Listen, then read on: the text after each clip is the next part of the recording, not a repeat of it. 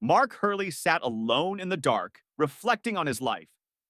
He had once believed he had everything: an excellent job, a beautiful home, and a loving wife.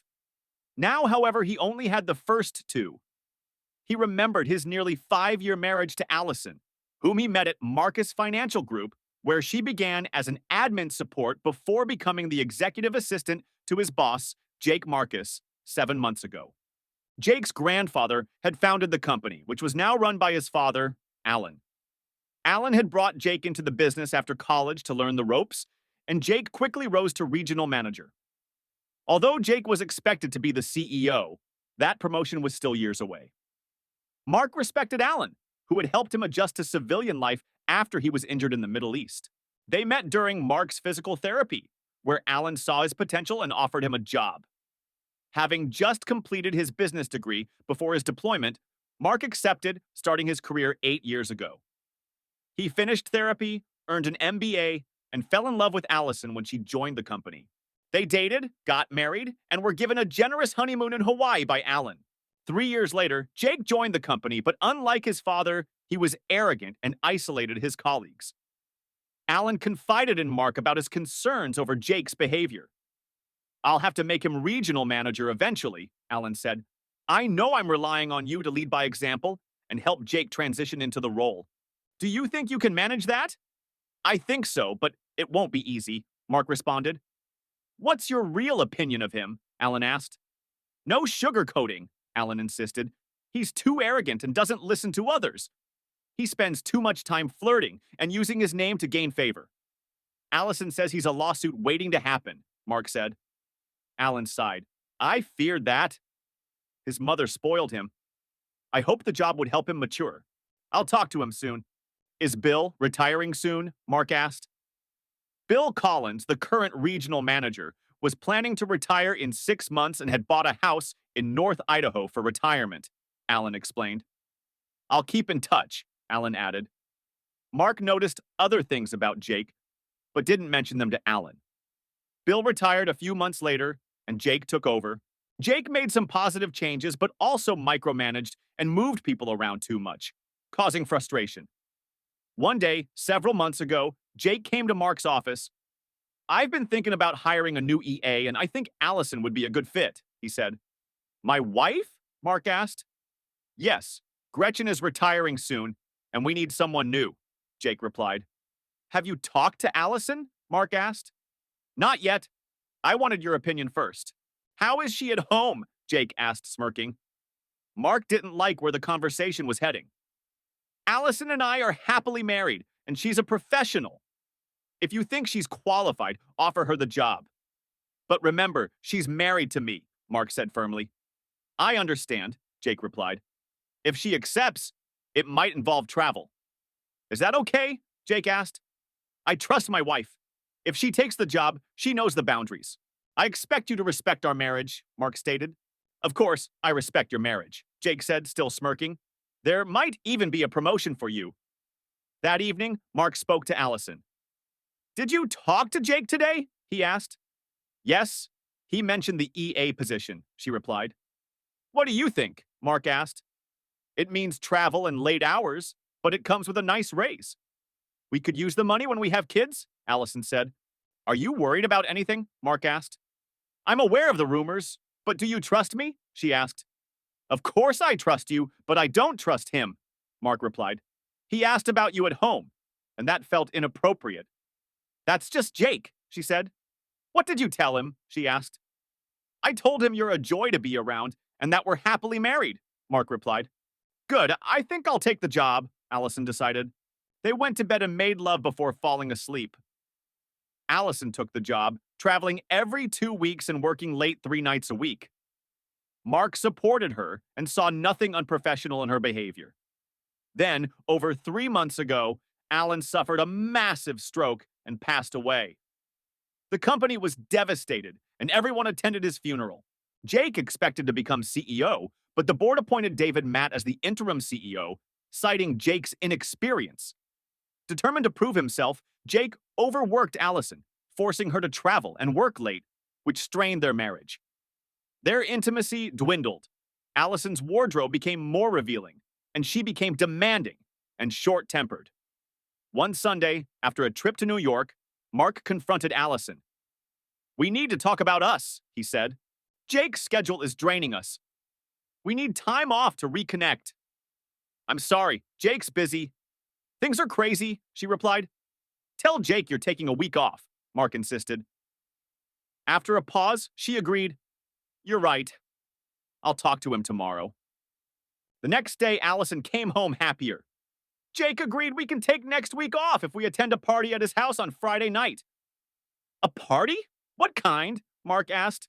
"Just a small get-together with friends," Allison said. "Do you know any of these people?" Mark asked. "I've met some of them. Mostly Jake's college friends and a few clients," Allison replied. "Okay," Mark said, "but come home at a normal hour this week." "I think so," she said. "Except for Wednesday, we have the Henderson dinner." Mark knew the Henderson account was important, especially after Alan's stroke. "Wednesday night is fine, but home on time the rest of the week. Deal?" "Deal," she said, smiling and kissing him. The next afternoon, Jake came to Mark's office, smirking.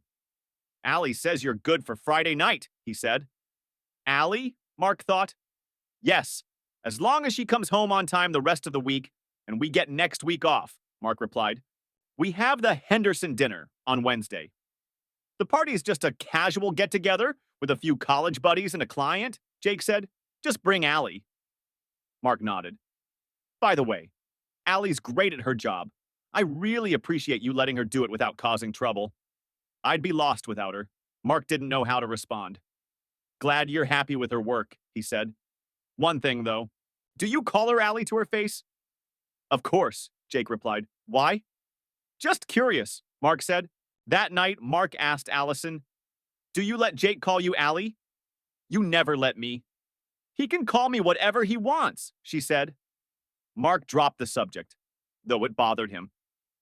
The week went well, and aside from Wednesday night, she was home on time. They made love often. Friday night, Mark dressed casually and watched Allison get ready. Her new dress was much shorter and more revealing than usual. She wore a strap he had never seen before and no bra. The dress had slits up the sides and an open back, exposing a lot of skin. Mark could see her chest swelling against the material. "Wow, you look amazing." "Maybe we should stay home," he said. She smiled. "No, later." "Where did you get that dress?" "It doesn't look casual," he asked. "I got it in New York. Jake asked me to wear it tonight," she replied. "Of course, be careful." "Someone might get the wrong idea," he said. She chuckled. "I don't think so. Everyone knows their boundaries." "They better," he muttered, hugging her and trying to kiss her. But she waved him off. "I don't want to mess up my makeup," she said. They drove to Jake's townhouse in a fancy area of town. When Jake opened the door, Mark smelled marijuana and felt uneasy. 3 young men were introduced: John Whitehead, George Franklin, and Alan Jenkins, all of whom worked for Henderson. "Guys, this is Mark Hurley," Jake said with a grin. "Mark, meet John, George, and Alan." Mark shook hands but wondered why Jake called him the man of the hour and didn't introduce Allison. "My God, Allie, you look hot in that dress," Jake said. The men nodded in appreciation as Allison modeled the dress. Mark didn't like Jake's reaction. "Let me get you drinks."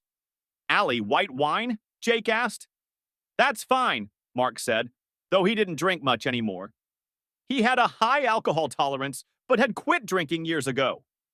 Jake returned with drinks.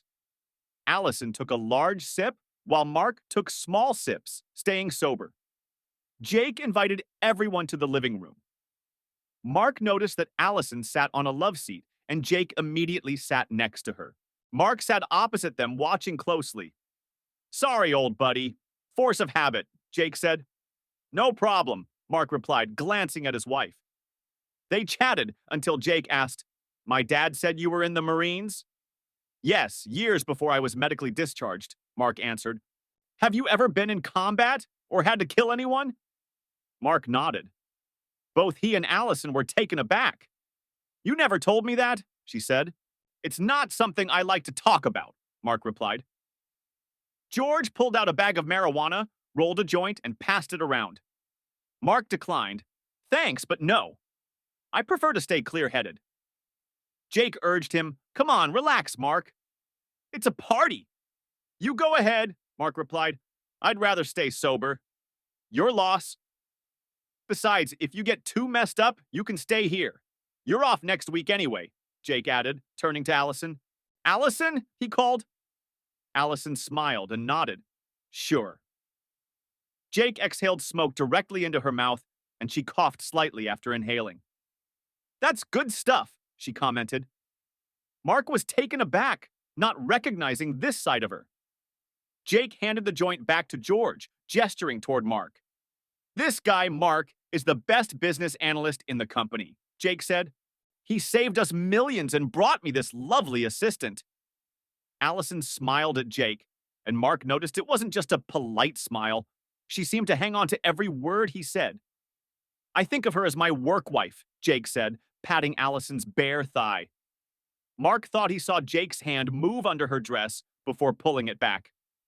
I'd be lost without her, Jake added. So would I, Mark said, his eyes fixed on Allison, who looked down. I need to use the restroom, Mark said, breaking the silence. First door on the left, Jake directed. In the bathroom, Mark locked the door and stared at his reflection in the mirror, contemplating the possibility that Allison might be cheating with Jake. He remembered Alan's advice about paying attention to the little things. Mark noticed several concerning signs. Allison's revealing dress, her behavior with Jake, her sudden use of pills, and Jake calling her his work wife. He decided he needed evidence. He discreetly started a video recording on his phone. When Mark returned to the room, he saw Allison sit up quickly with white powder on her nose. The others had it too. Mark took a sip of his drink and noticed the undissolved powder at the bottom. What the hell? He thought, suddenly feeling tired and disoriented. Are you okay? Allison asked. Jake and the other men stood up, and Allison grabbed Jake's arm. Mark tried to stand but couldn't, feeling increasingly out of it. Take a nap, Jake suggested as the men put Mark's feet up. Allison removed his shoes, and Mark noticed her strip on the love seat. She covered him with a blanket. I'm sorry, Mark. I really do love you, she whispered, kissing his forehead. Mark then drifted into a deep sleep. When he woke up, the house was quiet except for the snoring coming from upstairs. He realized he had been asleep for several hours. He stopped the video recording and quietly crept upstairs. In the master bedroom, he saw Allison naked on Jake's bed, one leg over him. One of the three men was also dressed next to her, while the other two were asleep, one on the couch and the other in a recliner. Mark quietly went back downstairs. He needed to figure out what they had dosed him with, so he searched through Jake's kitchen, found a Tupperware container, and poured his drink into it. He sealed it and returned to the front room. He grabbed Allison's keychain from her purse and found an unfamiliar key, which he pocketed. He also took her phone, intending to check it later. He placed his wedding ring in her purse, making sure she would notice. Then he put on his shoes and went to the door. He looked for a security system, but didn't spot one. The unfamiliar key fit the door perfectly. He locked it behind him and quietly left, not turning on his car lights until he was on the street.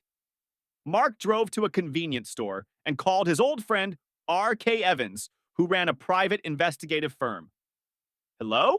R.K. answered, sounding sleepy. Hey, R.K., it's Mark. Sorry for the late call, but I need your help. What's up, Mark? You need bail or something? R.K. asked. Not quite. Can you be at my place in 20 minutes? Mark requested. Yeah, sure. Everything okay? R.K. asked. I'd rather not talk about it over the phone, Mark replied. Gotcha. See you in 20. Thanks, buddy, Mark said before hanging up. Mark bought a 12-pack of beer and cigarettes, even though he hadn't smoked since leaving the service. He needed something to calm his nerves. When he got home, he put the beer in the fridge, lit a cigarette, and sat on the couch, using a candy dish as an ashtray. RK arrived and Mark offered him a beer. After explaining the events of the night, RK responded, Holy crap. Mark handed him the container with the dosed wine. Can you get this analyzed? Mark asked. Yeah, it'll be Monday or Tuesday before I get results, RK said. I need everything on Jake Marcus, John Whitehead, George Franklin, and Alan Jenkins. Jenkins works for Henderson Manufacturing. Here's a video of them, Mark explained. Got it, RK replied. Do you want surveillance inside Jake's place? And yours? Yeah, if you can. I have a key and I didn't see a security system, Mark said. RK took the key. No problem. How'd you get this? He asked. I took it from Allison's keychain, Mark answered. You probably can't use any footage from inside his place as evidence, RK warned. I figured. This is personal, Mark said. I understand, RK said. Mark handed RK an extra key to his house and the security system code. I can set up equipment now, RK offered. High-def cameras, audio, even record landline calls. Do it, Mark instructed. How much will this cost? He asked. Don't worry about it. You saved my skin in the Middle East.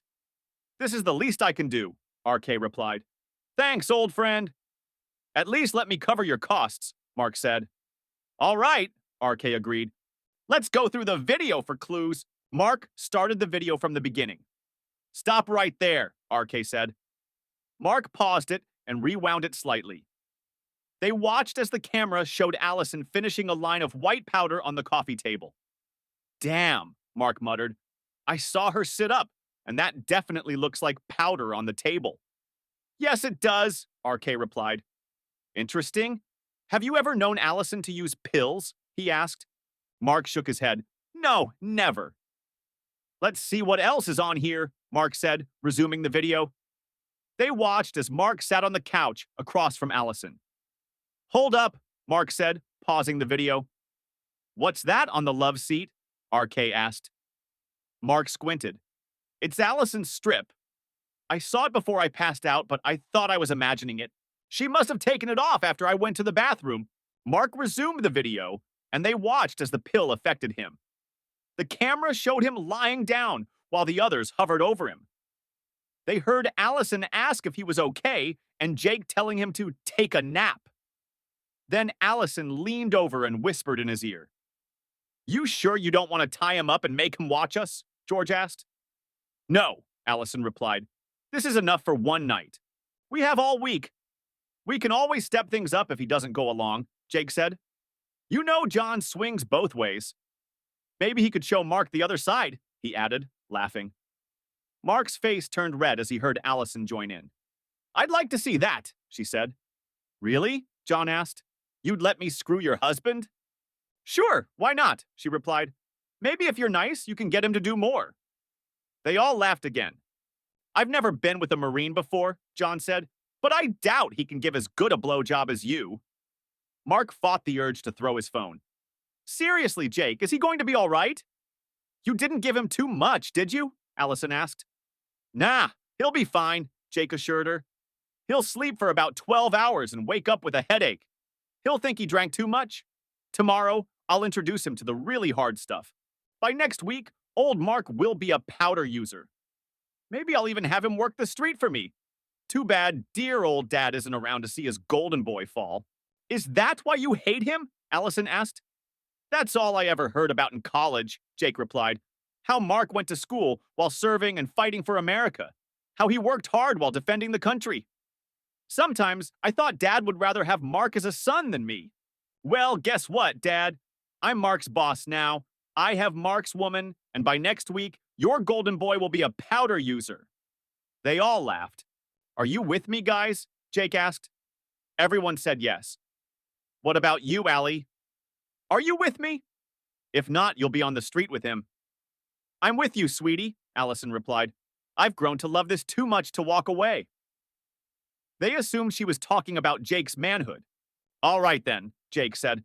Let's head upstairs and start the real party. Goody, Allison said as she headed upstairs. This time, make me airtight. The video captured sounds of lovemaking from the bedroom. Mark stopped the video and buried his face in his hands. RK placed a reassuring hand on his shoulder. This is going to be tough, but we'll get you through it, RK said. Mark nodded.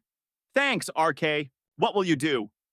I'm divorcing her, no doubt about it, RK replied. I understand. Why don't you take a few days off? Let me handle this. What are you planning? Mark asked. It's best you don't know. We just witnessed a criminal conspiracy.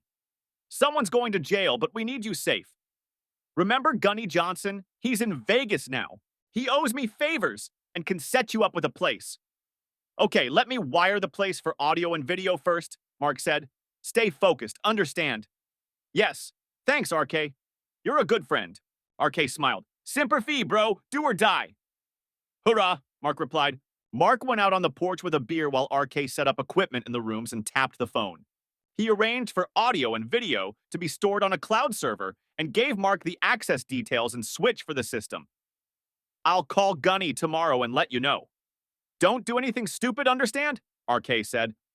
I understand, Mark replied. Good. Hang tough, my friend. I'll be in touch. Thanks again for everything, Mark said. After RK left, Mark checked his bank accounts. He still had an account in his name from before the marriage, into which he had been depositing 10% of his earnings. Originally, it was meant to be a surprise for Allison. He transferred half of their joint account funds into this old account and paid off and canceled their joint credit cards. He still had a personal credit card from his original account. Mark packed clothes for a few days, loaded the suitcase into his car, and noticed their wedding portrait over the fireplace. Filled with rage at her betrayal, he grabbed a hunting knife, shredded the portrait, and threw all the photos of Allison into the fireplace. He also added her wedding dress, but decided to wait before burning everything, wanting her to witness it.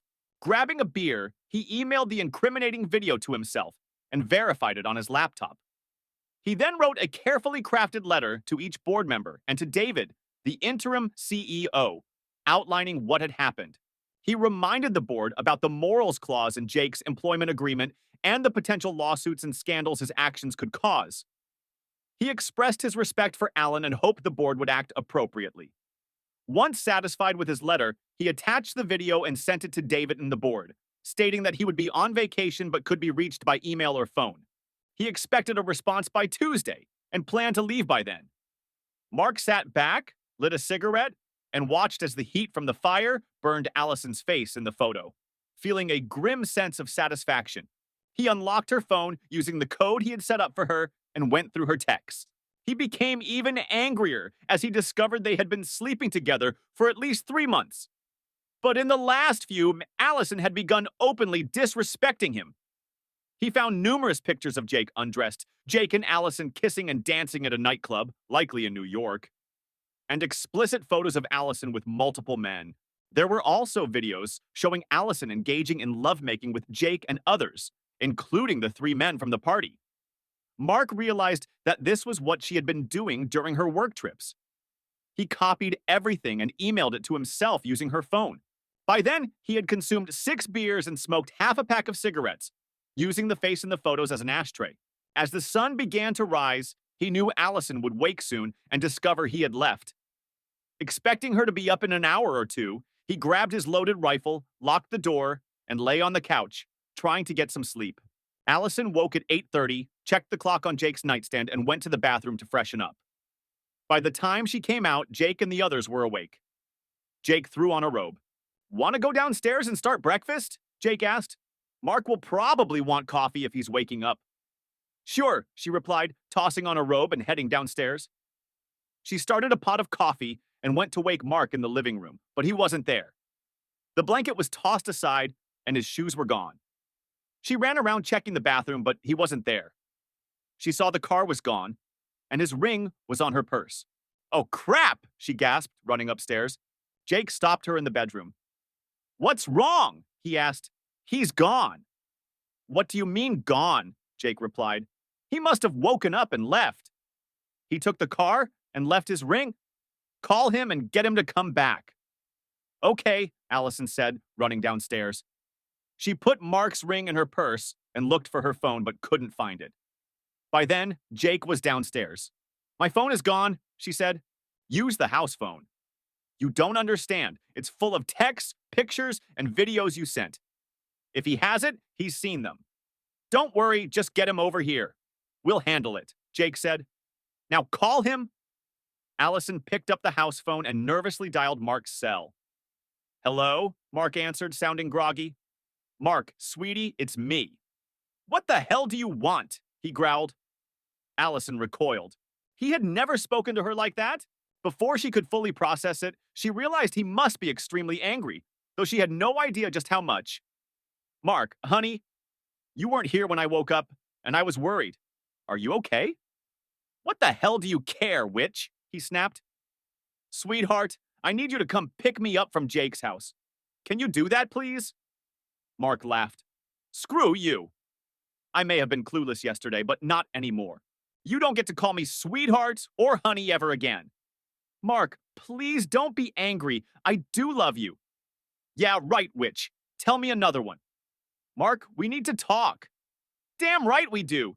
Then come pick me up at Jake's so we can talk on the way home. Wrong answer, witch.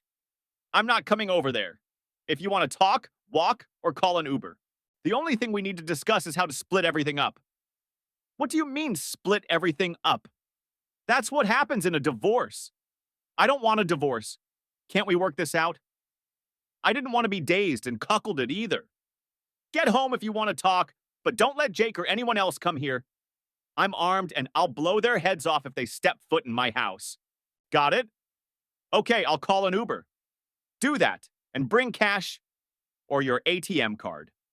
Why? She asked. Because your credit card doesn't work anymore. Why doesn't it work? I canceled it last night, she said quietly. Oh, by the way, do you know where my phone is? Yeah, it's here on the coffee table. Got an interesting collection of pictures and videos now. I know what you've been doing these last 3 months. They'll help my divorce case.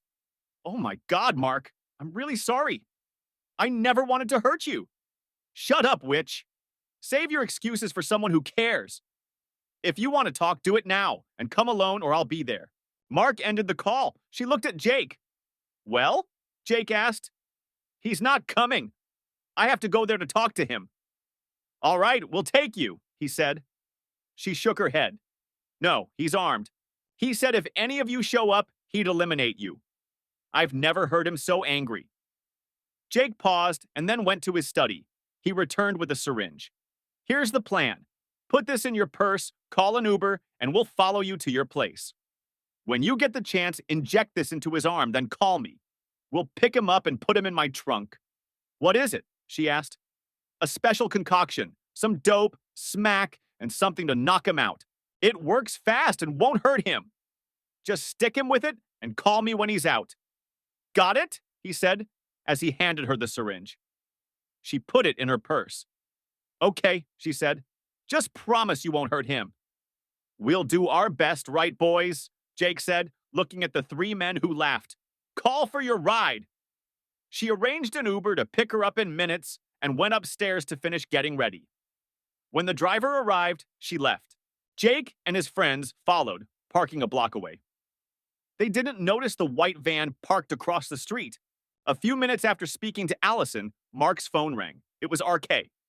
What's up? Mark asked. Just wanted to let you know my boys picked up a conversation between your wife and her accomplice, RK said. What? Mark replied. Modern technology, my friend, RK said. A parabolic microphone picked it up. Your wife is getting an Uber, and her buddy is following. They're planning to dose you and kidnap you. It's in her purse. She'll hit you with it when she can. My boys will follow Jake and his crew. Damn, Mark muttered. Yeah, RK said. Be careful. I'll text you when they leave. Turn on the surveillance gear when she gets there, and I'll monitor it. I'm just down the street. I'll call the cops when needed or be ready. Okay, thanks. About half an hour later, Mark got the text. On the move. Showtime. Mark muttered, I've got about 20 minutes before they arrive. He stashed the rifle where Allison wouldn't find it easily and turned on the surveillance gear in the kitchen. He grabbed a Ziploc bag for the syringe and a tissue. Watching from the window, he saw the Uber pull up, and Allison nervously exited the car, clutching her purse. Mark turned on the fireplace, setting the photos in her wedding dress ablaze. When she walked in, she grimaced at the cigarette smoke. Her eyes widened at the sight of the burning portrait and wedding dress. You're burning my wedding dress and pictures? Mark, why are you doing this? Tears streamed down her face, but Mark remained unmoved. I wanted you to see what your actions have done to us. She glanced at the beer bottles and cigarette butts in the candy dish. I thought you had a low booze tolerance, and I never knew you smoked. I quit smoking, and as for drinking, I get mean when drunk. I nearly liquidated a man once. I chose not to drink again, just like you chose to become Jake's witch. Oh my God, Mark. What have I done? She cried. You tell me what happened to you. You used to be so sweet and kind. Since when have you been snorting cocaine? Who are these men you've been with? Mostly clients, she said quietly. Jake made me great. Your actions could ruin Marcus Financial. How long have you planned to pill me and assault me? Was that your idea or Jake's? She looked shocked. She began, but Mark cut her off. Shut up, he said, pulling out his phone.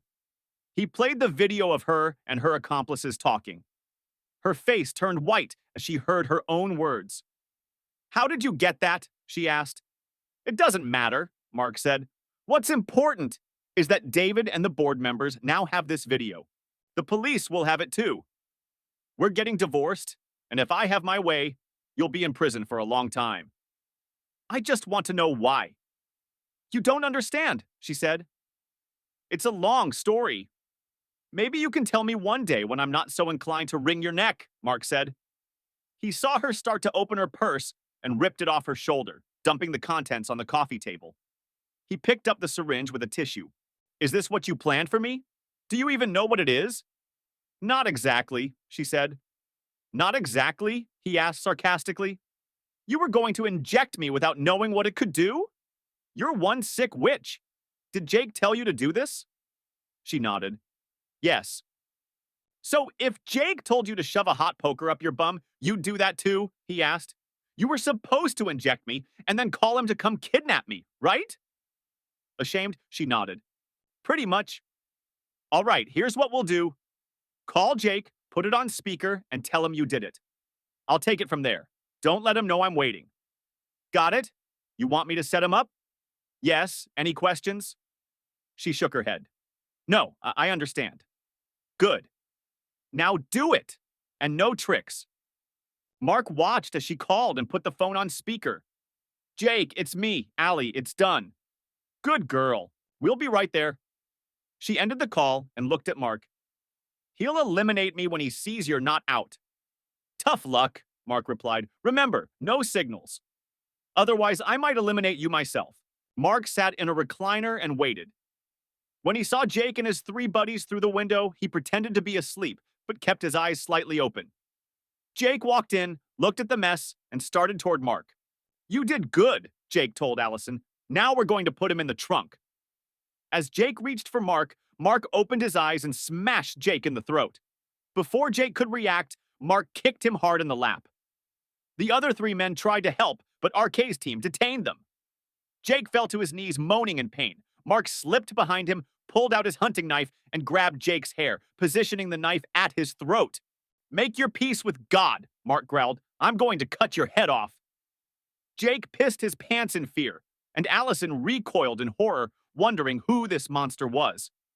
Mark began pressing the knife against Jake's throat when RK shouted, Sergeant, don't do it! Drop the knife! The police are on their way. He deserves to die, Mark exclaimed. RK knelt in front of Jake. Yes, he does, but not by your hand. You'll end up in prison if you do this. Let the authorities handle it, please. As a friend, put the knife down. He'll pay for what he's done, RK said. Mark looked at him, his gaze shifting to Jake, who was trembling in fear. Slowly, Mark pulled the knife away and stood up. RK turned Jake over, securing his hands with zip ties, then ordered Allison to lay face down so he could bind her hands. Hot tears streamed down her face as she watched a photo of her and Mark burn in the fireplace. Mark sat on the couch, watching as RK restrained both Allison and Jake. Meanwhile, the other three men were tied up in the front yard by RK's team. Police sirens grew louder as cruisers pulled up outside. Give me your phone, RK said. I'll talk to the police before they come inside. Mark handed him the phone, and RK left. As soon as he did, Jake turned to Mark, his smirk finally gone. My father always did love you more than me, Jake said. That's not true, Jake, Mark responded. He always hoped you'd grow up enough to take over for him one day. Would you really have cut my head off? Jake asked. Who knows? Mark replied. But I promise you, where you're going, you'll meet people who won't hesitate to do what I didn't. And if you come after me again, I won't hesitate either. Jake laid his head back in silence. 3 large police officers entered the house, surveyed the scene, and read Jake and Allison their Miranda rights before escorting them to the cruisers. One officer picked up the syringe and plastic bag from the coffee table. Is this what they plan to use on you? He asked Mark. Yes, it is, Mark confirmed. The officer took Mark's full statement and said, You're lucky, you know that? No, my fellow Marine had my back, Mark replied. The officer smiled and nodded. Stay safe, the officer said, shaking Mark's hand. Take care, Mark responded. After the police left, RK returned and sat on the couch. Got another one of those? He asked, pointing to the beer bottles. I think I have 1 or 2 left. Kind of early for this, don't you think? Mark replied. After what just happened? No, RK said as Mark handed him a cold bottle. How are you holding up? Okay, Mark said. Feels like a wreck. I need to decompress. Yeah, about that, RK said. I talked to Gunny.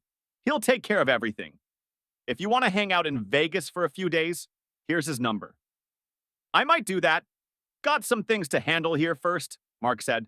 RK handed him 2 cards. One with Gunny's number, the other with a divorce lawyer's contact information. Michelle Hawkins. She hates cheaters and expects you at 8 a.m. Monday. Thanks for everything, Mark said. Semper Fi, bro. Do or die, RK said. Hurrah, Mark replied. After finishing their beers, RK stood up. You've got some cleaning to do. I'll be by later to get the surveillance gear, he said, leaving. Mark started cleaning the house. That afternoon, Mark received a call from David Matt. Mark, this is David Matt, he said when Mark answered. Yes, Mr. Matthew. What can I do for you? Mark asked. Call me David. I got your email and saw the video, as did the board. We agree with your letter, which was impressive. Thank you, Mark said. You're welcome. We also agreed to terminate both Allison and Jake's employment immediately, given they're in custody. I'm heading to the county jail to handle it personally. There's something else, David added. What's that? Mark asked. We think you should take a few days to unwind. Do you have someplace to go? A friend offered to look after me in Vegas. I have a divorce lawyer appointment Monday. Then I'll head out, Mark explained. Vegas sounds perfect. Enjoy your trip, Mark. We'll see you a week from Monday. Thanks, David. I will. One more thing, David continued. We unanimously decided you'd be the best person to take Jake's job. Me? Mark asked, surprised. Yes. We're impressed with how you handled this, and the board values your work. You'll get a salary increase and other benefits. You deserve it. Thanks, David. Don't thank me yet. First, you'll oversee an external audit of everything Jake handled. The auditors will report to you, and you'll report to me. I think that's a good idea. I've learned Jake had Allison engage in lovemaking with some clients. Good God, David said. Well, I'll leave that to you. Have a good trip, and we'll see you a week from Monday. See you then, David. Thanks. After the call, Mark finished cleaning the house and mowed the yard. He called Gunny Johnson, and they caught up. So you want to come out for a few days and have some fun? Gunny asked. Yeah, sure, Mark replied. All right, come on out. I'll set you up with a nice room and show you the ropes. But remember, this is Las Vegas, not Bangkok. They both laughed. I'll remember, Gunny, Mark said. See you a Monday evening. See you, Mark, Gunny replied. RK stopped by to collect his equipment. Quick update, he said. The cops searched Jake's place and found a ton of pills, lovemaking toys, DVDs, and more. Jake was a real creep. My friend on the force says there's probably more illegal stuff they haven't found yet. Damn, Mark said. RK stayed for dinner, and Mark fell asleep shortly afterward, mentally and physically exhausted. The next day, Mark tossed all of Allison's belongings into trash bags and hauled them to the garage. He planned to wait before taking them to Goodwill until he knew she'd be going to prison. The following morning, he arrived at Michelle Hawkins' office at 8 a.m. She reviewed his evidence and paperwork, making notes as he spoke. She explained California's divorce laws noting that everything was generally divided equally. Since they had no children and the house was his before the marriage, he'd likely keep the house, while Allison would get the remaining half of their bank accounts. Her infidelity couldn't be brought up in the divorce, but the criminal charges could influence the judge. She also mentioned that he probably wouldn't have to pay support while she was incarcerated, though that could change upon her release. I'll make this as painless as possible, Michelle assured him. I'll draw the papers and have them served. If she signs, I'll present them to the judge, and there will be a 6-month wait. Mark agreed and gave her a retainer before heading home. He stopped by the county jail to inform Allison he was filing for divorce. Sitting at a table, he watched as she was brought out, looking haggard in an orange jumpsuit. They picked up the handsets to communicate. Through the plexiglass shield, Mark spoke. "Hello, Allison?" "Hello, Mark," she replied. "I just wanted to let you know that I'm filing for divorce. I saw a lawyer today." "I figured you would," she said. "Your arraignment is tomorrow morning, right?" "The prosecutor is asking for no bail," she added. "That's probably for the best." "Now, tell me something honestly," Mark said. "What happened to you?" She looked down, embarrassed. "Things started off well. Jake seemed like any other executive. But after Alan died, Jake got furious that he wasn't promoted and blamed you. He thought his father set things up for you." "That's crazy," Mark said. "Alan always hoped Jake would become CEO one day." "I know," she replied. "We went to New York that weekend, to a club with clients, dancing, and drinking. I flirted a little, but didn't think I was crossing any lines. The next thing I knew, I felt really good, and I ended up in bed with 2 guys. Jake joined later." She paused. "The next morning, I felt guilty. Then Jake showed me the pictures and videos he took and said I had to do whatever he wanted, or he'd show you. So he blackmailed you," Mark said, "and probably drugged you too." "He did. He admitted it later. No surprise they found pills at his place." "Did he get you on powder?"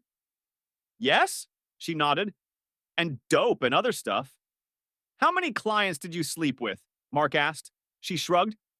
"I don't know. Several. Jake set it all up whenever we traveled." Mark shook his head. "From the video, it seemed like you were enjoying dazing me, turning me into a powder user for Jake. Was Wednesday's dinner really about the Henderson project?" "No," she shook her head.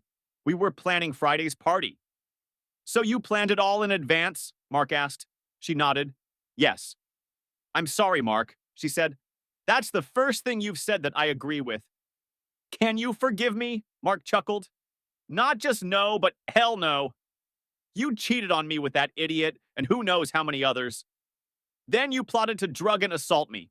You're out of your mind, and don't even ask if we can be friends." "I understand," Allison said. "I hope it was worth it. Goodbye, Allison." He hung up as tears fell down her face. He went home, packed, and headed for Vegas. There, he met up with Gunny Johnson, and they reminisced over dinner. Gunny showed him around, gave him gambling tips, and escorted him to his room. Inside, a lovely young brunette sat on the bed. She stood up when they entered. "Mark, this is Candy," Gunny said. "She'll be your tour guide while you're here." "Gunny, this isn't necessary," Mark said. "This is exactly what you need after what your wife put you through. Relax, have a good time, and remember, what happens here stays here." Usually, they both laughed. "I gotta go. You two have fun," Gunny added before he left. Mark turned to Candy. "Tell me, are you an escort?" "Not anymore," Candy said. "Thanks to Gunny, I'm out of a bad situation. I'm clean, going to school, and working a real job.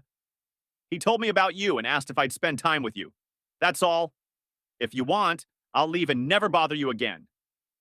"No," Mark said. "You're right. I could use some companionship right now. You're a very lovely woman. Would you like to go out for a drink?" "That sounds nice," she said, smiling. They went to a club, had a few drinks, talked, and danced for a few hours. Back in his room, she helped him forget his troubles. He woke up to find her beside him. They showered together and got dressed. "I have classes today, but I can meet you back here tonight if you want," she said. "Sounds like a plan," he replied. They kissed before she left.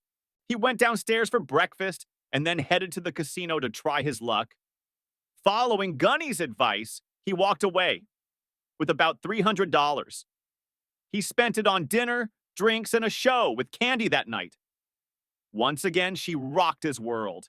The rest of the week went similarly, and by Friday, he was ready to go home and move on with his life.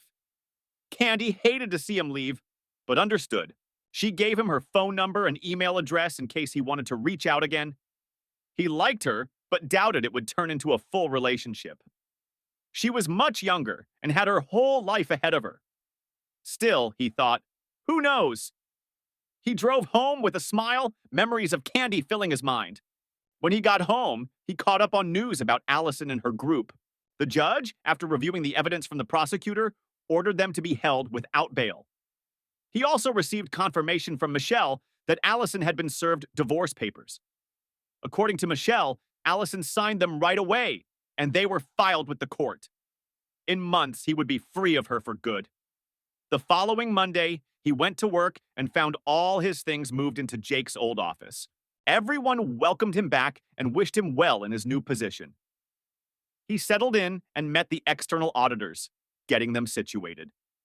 He also met his new assistant, Marcia Bowden. He had known her since she started with the company a few years ago. He liked Marcia and knew she was married. She had received high praise from her previous boss. The audit revealed numerous discrepancies in Jake's records. For example, he had manipulated his expense reports for trips he took with Allison. The auditors also discovered that Jake had mishandled some client accounts. This was reported to the SEC, and soon Jake faced federal charges. Over the next several months, Mark and David worked diligently to clean up the mess Jake had left behind. Thankfully, they didn't lose any clients due to their quick actions, but they did have several tense conversations with other executives who were understandably upset. Meanwhile, Mark continued to keep in touch with Candy, mostly through emails. Eventually, she told him she had met someone at school and was getting serious with him. Mark wasn't surprised and wished her well. At the same time, Allison and Jake's trials continued, with more charges and motions filed. Mark found himself testifying against his wife and her accomplices, even though her defense team tried to dissuade him, stating he wasn't obligated to testify against her. I may not be required to, but I want to, Mark told her lawyer. Besides, in a few weeks, she won't be my wife anymore. The jury was shocked by his testimony, and even more so when the video Mark had taken that Friday night was shown. Finally, the day arrived for the jury to deliver their verdicts. Mark and David sat in the courtroom as Allison, Jake, and the other three men were brought in. None of them could look Mark in the eye. By this point, the trial had turned into a media circus. The court was called to order, and the judge asked if the jury had made a decision. The foreman stood and confirmed they had. Everyone held their breath as the judge went over the charges, which included conspiracy to kidnap and assault. Jake faced additional charges related to the pills found at his house and the explicit photos and videos he had with other women. They were all found guilty of every charge. The judge set a date for sentencing, and the 5 convicted individuals were escorted out of the courtroom.